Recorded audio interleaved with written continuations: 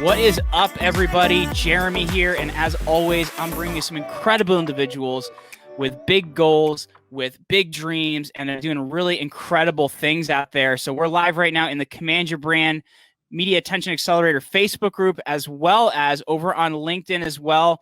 My guest today is the founder of ShipOffers.com, the host of the Be Fulfilled podcast, and a incredibly cool dude, Tony Grebmeier. Tony, thanks for hanging out with me today, man.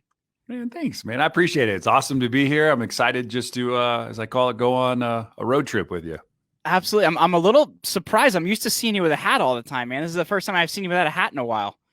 So 34 days ago, I decided to try a challenge called 75hard.com. A fellow podcaster put it out years ago, and I just got sucked into saying yes to a challenge. And it's brought a lot of clarity to me about why I even was wearing a hat. I was hiding a little bit. I was hiding a little bit behind my hat because maybe I wasn't necessarily taking as good of care of myself as possible. That's some things that have come to kind of fruition for me. And also, you know what? I got hair while I can. So let's not hide it from the world. Let's go ahead and show it, and we'll see what happens.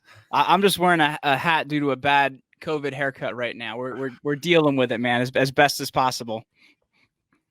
I got a wife who's she went to cosmetology school. That's the kind of a cool thing is we met a little over almost 23 years ago. She came to a club one night. Her girlfriend convinced her to get out of the house when she had a cosmetology like final or graduation the next day.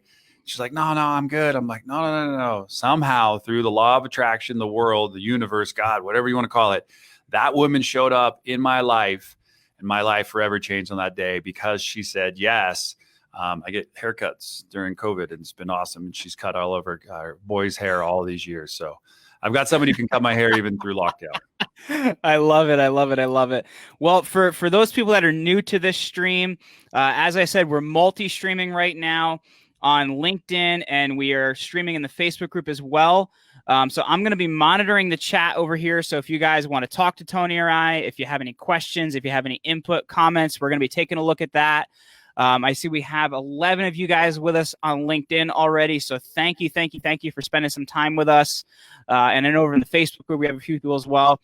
So Tony, the thing that really excites me about you is you're just a guy that is a help flow for a lot of people, right? You have this desire to really, really help people.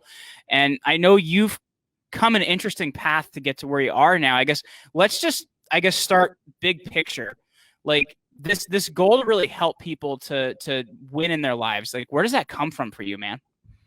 I like that. I mean, that's a great like loop for me to help kind of answer and close, right? So, you know, when I was growing up, my parents were both workers. They worked hard to put food on the table for both my sister and myself. My parents divorced when I was very young, so I spent some time in between my mom and my dad's house.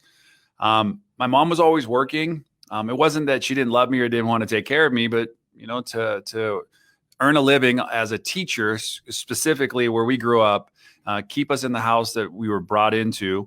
That was a difficult task, and my mom didn't want us to move around. So she worked, you know, whatever kind of jobs were necessary to, you know, find a way. And so I had a really good role model from the very, very beginning. And that role model was the neighborhood that I lived in. And there was hundreds of people that I used to go do odd jobs for just to earn some extra cash. It wasn't like I was going and buying stuff. It'd be like, you know, get $5, go to McDonald's, get a Big Mac, some chicken McNuggets, you know, hang out with my neighbor as he drove his, you know, Grand Cherokee to the dump. I'm like, hey, can I come along? That's how I learned to enjoy music at the level I do today. He used to say, I'd take you to McDonald's if you can guess the song. So Jeff was really, really good about that. He was also older, so I got a chance to appreciate people that were older than me. If somebody needed help pulling weeds, it wasn't like, oh, that's below me or above me. I'm like, sure, that's fine with me. I'll help you. It didn't matter if it was painting fences, didn't matter if it was working at a VCR repair shop. It just didn't matter. I wanted to dive in and learn because I wanted to know what I wanted to do versus the things that I didn't want to do. So at a very early age, I want to say like 14 jobs by the time I was 18. I got fired from one. That was for giving my brother at the time an ice cream cone. And that's a whole funny story in itself. it was really more for me to realize that what are the things that I really love doing? And then why don't you do more of them? And I love people. I love connecting with people. Everybody wants to talk service. I'm like, screw that. Let's get to depth. Depth is where everything good. If you, you're in your garden, for example, and you dig a hole and you put a tree and the root balls like a little bit on the top, it's probably going to die. It's probably going to get oversaturated with water. It's just not going to take. So you want to dig it deep enough. And that's where the roots have a chance to go down. And that's how I build relationships. I'm like, let's dig, go down, and really find the substance of what makes you you. Because most of us are living out somebody's dream. Maybe it's a version of your parents' dream. Maybe it's a version of, something that you read that, hey, that's what I want to go do. And what I've also come to understand is a lot of people are stuck living out somebody else's dream. And I want to work with people who want to find their dream and then go live it out. Because I'm living my legacy now. I'm not living it for someday. I'm living it now. I don't want to dash on my thing. It says he kind of lived. I want he lived, loved, and enjoyed every moment of his life. And he met a lot of amazing people along the way. And he helped to inspire and change the world. That's my legacy. Right. So in there is being a father, being a husband, being a friend. Those are what I'm known as when people introduce me as saying, like, I am so blessed today when I got out of bed to be beside my wife. Because there was a time in my life for 3 years we were separated. There was a time in my life when my kids looked at me and they go, is my dad going to be around tonight? And there was a time when my business partners would be like, is he showing up to work? There was a time when my friends were like, I don't know which Tony we're going to get today. And all of that really changed when I received a knock on my door. My buddy John said, Tony, your life has meaning and purpose, but how you're living it right now doesn't. And that forever changed my life, gave me kind of a new mantra to live my life, which is Gandhi, and that's be the change. And so I wanted good friends in my life, so I had to become a good friend. And by doing so, been able to dig the well really, really deep and spend a lot of quality time building really, really like amazing relationships that I look forward to every single day of my life. That is amazing. I feel like that's the best answer you could have given to that, man. And we'll bring that back around to that in a second. And I guess I want to make the connection of, you actually started in the music industry. It was a lot of where you spent your time. And when I've heard you talk about it, I'm like, man, I would love to do that, because you actually did a lot of time in the country music world. So I guess, how did that, that now then take you to a lot of what you're doing in e-commerce and things like that now? No, I think it's cool. So if anybody's watching this and you're seeing a live stream, behind me are a bunch of these tiles. I get them from mixtiles.com, no promotional, just Mixtiles runs an awesome company. Radio was big for me, and radio reminded me when you met somebody, like if I met Jeremy and we were in public, I'm like, hey dude, can I just take your photo? Because I want to put you as part of my journey up on my wall. So every time I walk into my studio, I can see you, right? And remind myself, man, Jeremy, I interviewed him for my show. What an awesome opportunity to be on his show, right? Comes full circle. So radio taught me to capture the moments. Radio's theater of the mind. And, I've always had a face for radio. So I know when working with people, I'm like, let me just take a selfie. Let me just take a moment and let's capture this moment, because I am a big person of reflection. When I was in radio, I was alone in a studio for 4 to 6 hours a night talking to myself. And sometimes podcasting can be like that. If there's no video, you feel like you're talking to yourself. But, I can't even begin to tell you the conversations on the other end of the phone or the people who are working in the radio station. And that really led me to go deep. And I remember a time I had just an amazing privilege to get up and introduce the Four Tops. And one of the fourth top had passed years earlier, and they always would put a stool for the fourth top. And then they threw me the mic one night and said, hey, come sing a song with us. And I'm like, you don't want to hear me sing. But I did it anyways, because that's what's called an opportunity. Opportunities come your way all the time, but you're like, it's not good enough. And I remember my wife was with me and I got up there and I sang and I was like, oh my gosh, I'm horrible. But I'll never forget that opportunity. Another time I was with Willie Nelson at a winery, and he was like an hour, 2 hours late. The Hells Angels brought him up. Finally, he finished the whole concert afterwards. About 200, 300, 400 people were in line. And I remember what Willie did. And that's how I live my life today. Stopped, looked me in the eye, shook my hand and said, hey, so nice to meet you, Tony. My name's Willie. And I'm like, I know who you are. And I was like, just really engaged by how he really cared. Finished the conversation, looked me in the eye again, shook my hand and said, thank you, Tony. And he did that for the next 200, 300, 400 people in line. Wow. So when I think about radio and I think about building relationships and connections, it's about giving that person you're with your presence. So radio for me, started out when I was 11 years old by happenstance. I was at Robert Louis Stevenson, a private summer camp in Pebble Beach and just near Carmel and Monterey, California.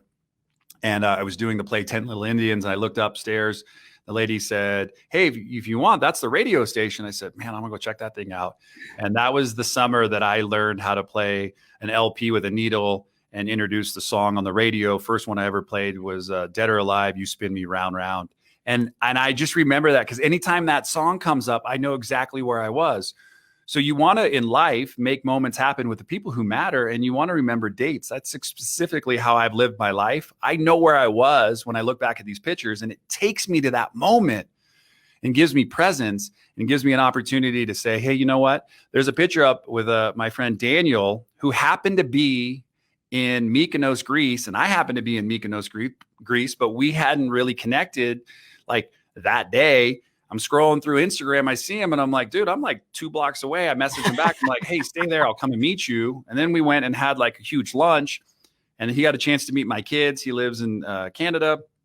And all of a sudden now we've become amazing friends over the last 3 years. So you never know what a moment's going to be like. And radio really gave me the courage to step on stage in front of 100,000 people or be in a small club wearing a pink tutu because I lost a bet in front of 10 people and being very connected. Mm. So I guess then from that connection, then how did you then move into what you're doing now with ShipOffers? Because it is a very different world, but in some ways it's not, you know? Yeah. I mean, I remember, so 8 years ago, a dear friend of mine, Kevin Cohen, I'm going to tie this full circle. So Kevin Cohen called me, says, hey, time for you to get out behind the desk and get to TNC. TNC was in San Francisco. William Shatner was like the keynote. I said, sure, fine. But to back up from that, I was working in radio and I received a phone call from one of my old business partners. And he said, hey, you want to go to Vegas? And I'm like, if you ever got a phone call from somebody in the mid 90s says, hey, you want to go to Vegas, is like click, book. And like, I think flights from San Jose to Las Vegas were like the old Southwest, like $39 fares, round trip or whatnot. So I went that weekend and he showed me a little bit of what the internet was because I really didn't know. And he's like, I had Prodigy, CompuServe, Earthlink, AOL, but I didn't really know what the web was. And he said, hey, I'm working on a project and we're designing websites. And I said, oh, what kind of projects? He's like, we're building the very first website for Toy Story, for Pixar. Oh, wow. Like, damn. And I'm like, that's so cool. And so he showed me a little bit of like the idea, the methodology behind what they were doing. And he looked at me, he's like, do you think you could do this? I'm like, sure. I mean, you tell me that's source code, that's some stuff I need to learn, but I'll figure it out. And I got a little help with Adobe PageMill, had a product that you literally could put in some lines of code and kind of figure out what you wanted, and it built your web page. And so I first practiced at the radio station that I was at. I hung up my hat after my son was about 1 year old, and I transitioned into the social media division at the old radio station I was at, and I got to pursue building websites. So I built kind of with Mike Damberger, another gentleman at the station, I built the first 3 sites and kind of got my feet wet. And slowly from there, I got a phone call from a friend one day. He's like, hey, do you want to come and sell bandwidth? And I'm like, sure. What's that? And he's like, it's the thing that, makes everything go. I'm like, all right, cool. I'm on dial-up. If you're talking about making it go fast, I'm in. And so I learned kind of that rope and understood like connection and connectivity. And I remember watching WebMD flip on one of their servers for the very first time, whole ads network flip on for the very first time. And I started getting really fascinated by what I didn't know. And that's something that I tell people all the time. Like, you should be so curious that's kind of how you walk around life. You're just interested in being interested in a lot of stuff. Doesn't mean you have to follow a bunch of paths, but you should be open-minded. Most people walk around planet Earth closed-minded. They're not open to anything. And so I said, sure, let's do it. And so one thing led to another. And we started building websites and we started helping people in the medical profession. And I realized like people are coming back for us to build another site and another site and another site. I'm like, we're onto something. So right around 2000, my son was 1. The opportunity presented itself and we moved to Los Angeles from Northern California, lived there for about 10 years and, started really going fast. And somebody one day said, hey, instead of me paying you at first sight, why don't you come join me on a venture and let's go do what we love to do, sell products and services. I'm like, all right. And that company was called Herbalo. It's still around today, some 20, shoot. So this company's 19 years old, ShipOffers. So that's probably 22, 23 years old. That company's still around today. And, you know, just saying yes, not knowing the outcome. Sure. Our partnership didn't work out. So I hung up the keys, gave it to him, and then finally went and started my own deal. On December 20th of 2000, we started kind of the brainstorming work for the company, which is ShipOffers now. And we started it in my garage. I just wanted to do things my way. I didn't want to be told what to do. And that's another thing about being a solopreneur and entrepreneur. One of the gifts when you are being told all the time in life, and take the reins. This is your life. Do it your way and have fun doing it. And so we set out to go find an industry and a niche that was underserved and people were being taken advantage of. And that was the fulfillment industry. That was the products industry. And ShipOffers was purely born out of desire to offer good products and services, reasonable fulfillment, and really help people to scale a brand. And we created a niche that no one really had. And that was an on-demand model where we had products. You didn't have to go out and have them manufactured. We already had them. You could slap your label on them, and then we could sell them to you and you could sell them to your customer. And we kind of did that. We've been doing that for the past 19 years.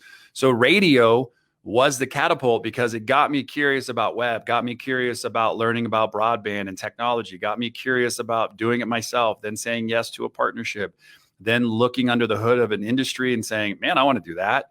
And that's that whole thing about just being open-minded. Well, let me ask you this, Antonio, because I know like I'm seeing there's like a pattern here with things that run through your life. And I know we've already kind of talked about connection being a big thing that runs through your life. But, you know, curiosity is a really interesting one to me because for myself, it's how I got through college and I wouldn't recommend it to people. I'm like, oh, that looks interesting. That looks interesting. Somehow I graduated. I don't know. But I guess for you, like, how have you kept curiosity as, I guess, one of your leading things that you follow, where at the same time not getting pulled too far off your path? Because sometimes we can be very curious and it kind of makes it so we're not going to hit any target at all. Well, I mean, I think I forget the guy who said it, but he's like, stay curious, my friends, right? There's this statement that comes from it. Like when we're a kid, we're told what to do, right? Mm-hmm. To protect us, right? We have a survival mechanism in us and our parents are always trying to like protect us from getting hurt. And, you know, when you go really, really fast, the first thing that kind of goes through your mind is either you love it or slow down. Mm-hmm. And I'm not an adrenaline junkie, but I'm reminding myself that there's this point where you can go a little faster. Mm-hmm. And for me, curiosity is much like that. Like I've been curious about a lot of things and I was kind of told what to do all my life from bosses, people, like, oh, you can't do that. And in the back of my mind, I'm like, watch me. And I think that's something that people need to have more of this day, more so than ever. You and I have never seen this day. This is a brand new day to us. The world's never seen this day before. We're all kind of going through something crazy right now. You know, there's that statement like, what the heck just happened, right? And I'm like, well, what can we do about it? And I just live in that side of the that mindset of like, I'm just curious. This is amazing that you and I right now in this technology, when I started in the internet, there was no way that we could do this. Mm-hmm. When my son was born in 1999, I had a website called littleg.com. I don't know what it is anymore. And I had a little camera and I was, and I had thumbnails up within like a minute after he was born on the World Wide Web. And I had thought about creating a whole community with my partner at the time, just about giving parents access to getting their kids up so the family could see them from anywhere. I didn't know what it was. We just played with the idea. And I want to encourage people today to paint, to play, to create. Don't worry about if it becomes $1 million business. Have fun, play, get your hands dirty. Just like when you used to run through puddles and your parents were like, don't do that. You're going to get dirty. I'm like, get dirty, have fun, be courageous, like step on stuff, make things break, squeak. Like my buddy, Ian Garlic tells me all the time, man, version done is better than version none. Like just today, break things, play with things, have fun. Now, that does not mean go hurt someone. That means just play. Like literally just get curious, because if you can be curious, you know how much more enjoyable life will be. People are playing it safe because I think they're afraid of something. And I'm like, fight or flight. That's all life is, fight or flight. And I found in the middle to put stay. And I'm replacing stay. This last like 40 days has really been just being curious. Mm-hmm. What does that really mean? Right? I don't know. I've never seen this day, neither of you, but what are we doing? Having fun. I rode my bike to work. It was like 14 miles today. I'm like, I'd never done it before. It wasn't something even 45 days ago I was even thinking of doing. But now I was like, let's just go do it. I'll figure it out. Like part of the whole thing is to pedal. Just get on your bike and pedal. If you don't have a bike, get on your skateboard and just start going down the street. If you don't know what that looks like, just get out the door in the morning when your alarm's going off and get up before your head stops you and go for a walk. Like just go try something today, uniquely different than what you've been doing, and watch the outcomes. Well, to me, it sounds like, like you've somehow managed to think through the lens of possibility, like what's possible or what can we do or what can happen. Would you say that's correct? Absolutely. Possibility is, the cheesy line is possibilities are endless, and they absolutely are. But unfortunately, people are also stopped with the possibility of making a decision. Mm-hmm. And I'm like, man, I got to tell you, I was so grateful. And I'm so grateful I still have a mom that I can call. My dad passed 6 years ago. My mom always encouraged me, never discouraged me. And so you want to find amazing people to put in your life too, that are speaking possibility into your life and telling you that you're worth it. You should go for it. Have fun. Yeah. Be cautious, be optimistic, know when to like yield, but also, put the gas on a little bit and step on it and let's have some fun. Well, I guess shout out first and foremost to, the over 100 people we have with us on LinkedIn right now that are hanging out with me and you, Tony. This is incredible. And all of our Facebook watchers as well. We appreciate each and every one of you for taking the time to just hang out with us today and, enjoy a really, really cool conversation. And I guess I want to kind of bring us back around to now what you're doing with your podcast, which is Be Fulfilled. And it's kind of full circle, I guess, in some ways. You started in radio to now you're back around, broadcasting in a different way. I guess what grabbed your interest about, like the podcast space? What a great question and what an amazing tie-in. But first, to anybody watching on LinkedIn, like, way to go. Like, I've been trying to figure out how to broadcast on LinkedIn, and Jeremy over here is like, yeah, it's been awesome. and you were a part of like a very, like, not a lot of people have the ability to stream over on LinkedIn. So that's really, really cool. And if you have a question, if there's something I can answer or something, Jeremy, drop it in and we'll get to that. But podcasting came for the necessity to take what I love, which is connecting with people and radio. And then my other love, which is business, and find a way to marry them together. And this is like my third podcast. So we originally launched Entrepreneur Unplugged and then got a cease and desist for using the word entrepreneur. Oh, I did too. Like, so bad. So threw that thing away, then launched the Tony G Show because that was my radio name.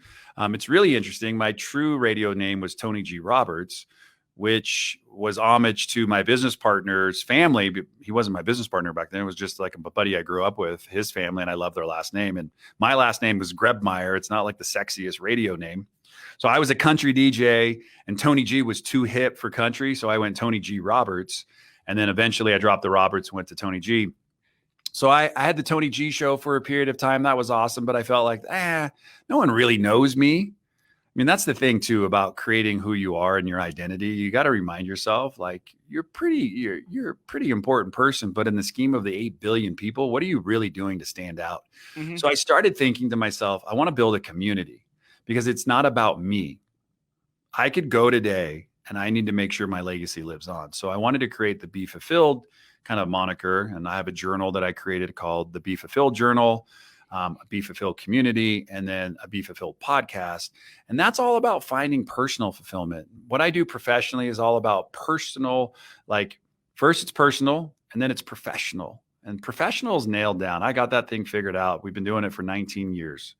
But this personal thing as I'm on is it's a journey. Being here with you today, it's another step like that I'm willing to take today to try new things. You're the first show that I've been able to stream in 2 platforms at once. I've been doing StreamYard for my own personal brand and then our work podcast that we launched. But it's really cool to realize you pushed a button today and you got a whole new network and a new audience on LinkedIn. I mean, that to me is what life's all about, right?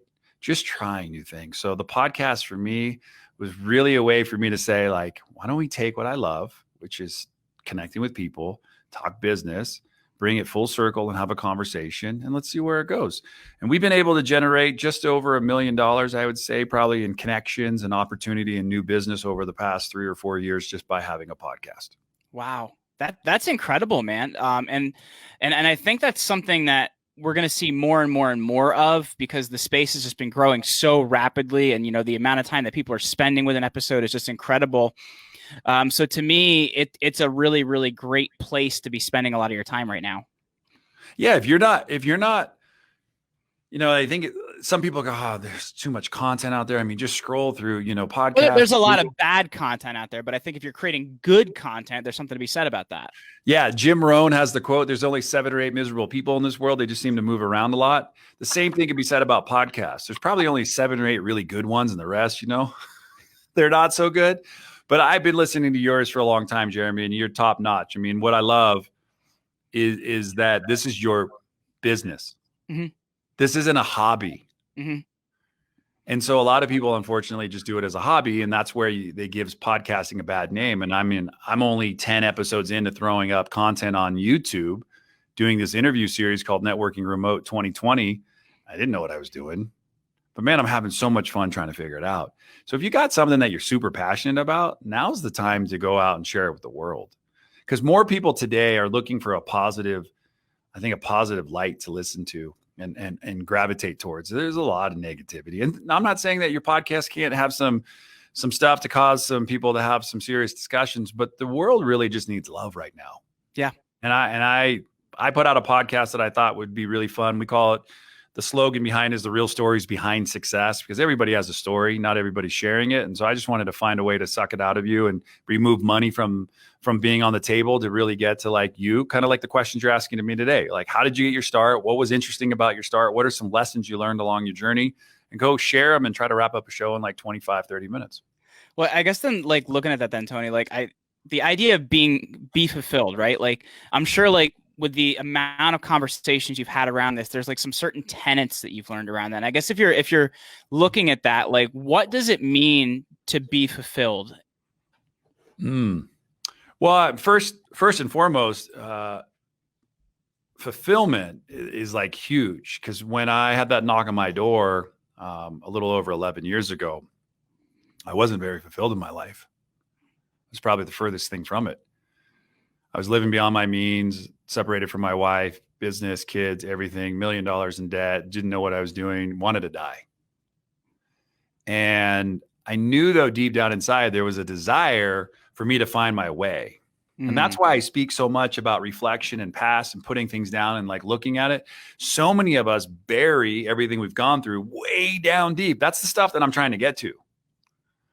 So when I'm talking to somebody, I'm trying to get that stuff that you thought like, hey, I'm going to put it down there and hope no one ever brings it up.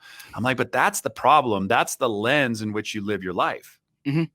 So I wanted to help people figure out what fulfillment was. And so what I started doing in one of the chapters I talk about in my journal, it's more of a planner, but is life's dumpster.